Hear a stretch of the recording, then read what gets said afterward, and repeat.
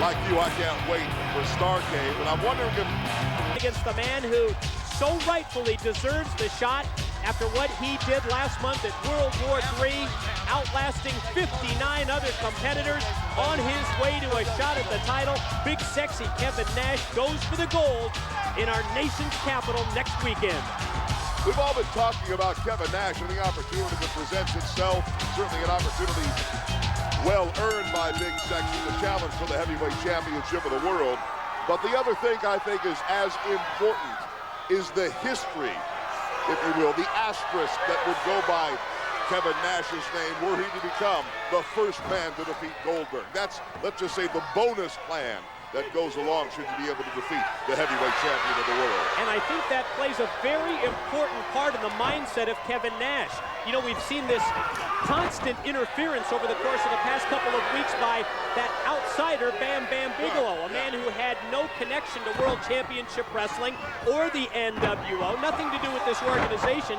And you'll notice that Kevin Nash made it very clear that he has been upset at Goldberg's demands for a match with Bam Bam Bigelow. I think you're right on the money, Lee. I think Nash wants to be the man that not only makes history winning the world's title, but he wants to be the man that knocks off Goldberg. He wants to be the man that makes that first blemish on the unbeaten World Heavyweight Champion's one-loss mark.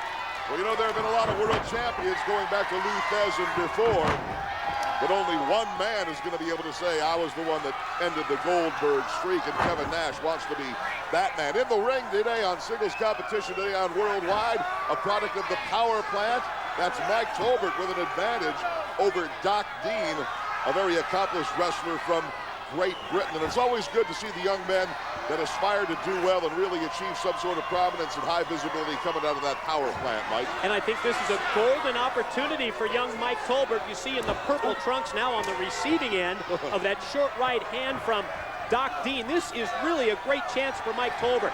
All of those hours, oh my, as he's on the receiving end of 200-plus pounds crashing down on his back from Doc Dean, but all those hours spent at the WCW Power Plant have an opportunity to come to fruition right here on WCW Worldwide. This is a chance to make a name for yourself, and going against, as you mentioned, one of the most respected of the international cruiserweights, a young man from Great Britain, Doc Dean, who's recognized in all over the Orient, throughout Japan as one of the great cruiserweights. Holds that victory over Jushin Thunder Liger, probably the high watermark of his career. Of course, competes over in Europe on a regular basis and also with World Championship Wrestling. Although Mike Tolbert a bit compromised here, I want to point out the legs on this young man. Wrestling, like all other sports, you really look at the legs. Like in baseball, you look at not only the arm of a pitcher, but the legs of a pitcher. That's really where a lot of his power comes from. And Mike Tolbert, he looks like a very successful bodybuilder from years ago named Tom Platz. Tom had those huge, monstrous legs. That was really his calling card. And Tolbert has the same thing. That obviously is going to be the base of Mike Tolbert's power, is those huge legs. Well, that foundation is so important in every sport, but I think even in professional wrestling and even these days in pro wrestling, maybe more than ever because of the high-risk moves. The wrestlers using springboards off the ropes. That leg power is so important. The cross-body block by Mike Tolbert, well, it took Doc Dean off of his feet, but Tolbert clears the cobwebs and gets up and connects with a lariat. You know, how often have we said in calling a match, well, you got to take this guy's legs out from under him. That's quite a chore when you look at Mike Tolbert, who's having quite an advantage now over the veteran Doc Dean. Not going to be easy to take Tolbert off of his feet. First uses the boots. Oh, Doc Dean sends him to the ropes. Caught him in the midsection. That'll take the wind out of you. You always go for plan B. Very nicely done by Mike Tolbert. He doesn't look like a rookie here, Mike. Got him. Wow. How about that? Unique move with the abdominal stretch, taking him to a variation of the pump handle, the slam, and the ensuing 3 count. That, to me, was very impressive. He went for one move, it didn't work, and I think a lot of rookies at that point would have become exasperated, frustrated, and probably found themselves on the losing end of a fitting combination with Mike. And the replay, you can see, Tolbert's looking good. Well, Tolbert connects with the clothesline. That was an important part of the matchup. There's the boot to the midsection, took Doc Dean off of his game, abdominal stretch, up to the slam, and the pinfall win. Fans, don't you dare go away. We've got more action up coming on Worldwide.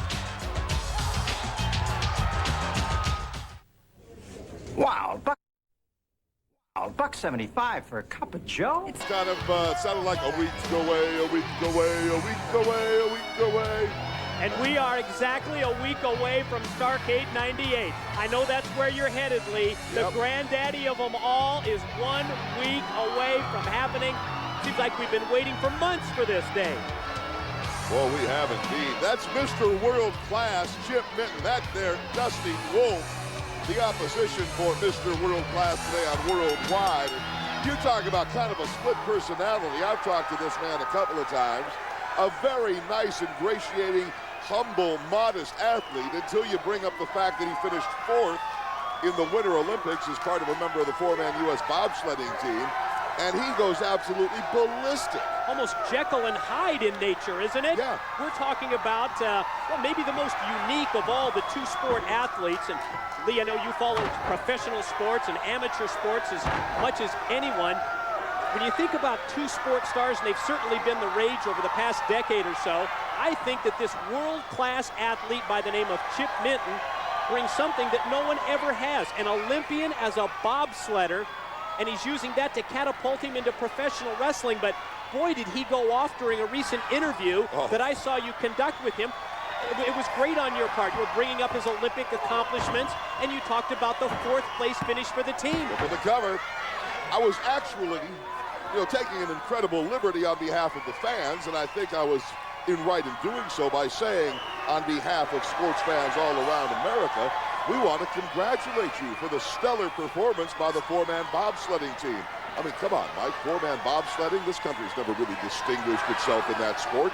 And we were really on the edge of our seats, we as sports fans, watching what Chip and his 3 teammates were doing. They came so close to a medal, but he says, do I look like a 4th place finisher? I mean, it was just, well, you saw it. It was an impossible interview. There was no way I was going to be able to make it right with him. Yeah, but then to compound things, he started finger pointing, Lee. Yeah, that's right. Placing all the blame on his partners in the bobsled. Yep.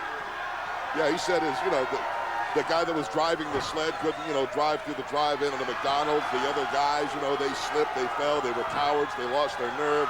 The driver was a big goofball. The only body that was really in the Olympics to win was him. So that's really the position that he's taken. Very unsportsmanlike indeed. Oh, it sort of sours me on Chip Minton. The man's accomplishments, we talk about them. Lillehammer, Nagano, Japan, a 2-time Olympian, and that it come out and just totally disrespect his fellow Olympians. Nice move by Dusty Wolf. Talking about disrespect.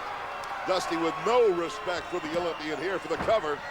Kick out by Chip Minton. I did ask him if he was considering training for the Winter Olympics in Salt Lake.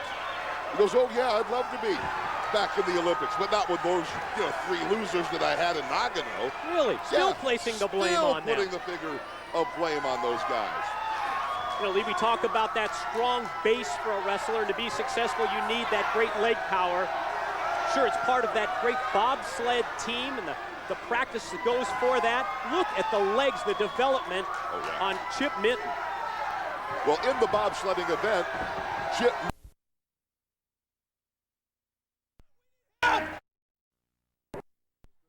went into the wall. The other 2 guys were nowhere to be found. Well, the world-class athlete has had a difficult time getting untracked against the veteran Dusty Wolf. The back body. Oh, wow, put the shoulder block into Dusty Wolf. Oh, there's that big splash. Great elevation. 1, 2, and he got him. Well, at least we won't have to hear about why he didn't win today on Worldwide. A very impressive win by world-class Chip Minton. And he's starting to put together a string of victories in WCW. He's on a winning streak. Well, I'd like to take another look at the work today on Worldwide by wonderful world-class Chip Minton. In fact, they cast a torture test of the new Iron Mike. Well, there's the back body drop, one of the early offensive moves from Chip Minton. And then he put the shoulder to Dusty Wolf, and he was able to follow that up by going airborne, using that leg strength. Great elevation. There's the big splash in the wind.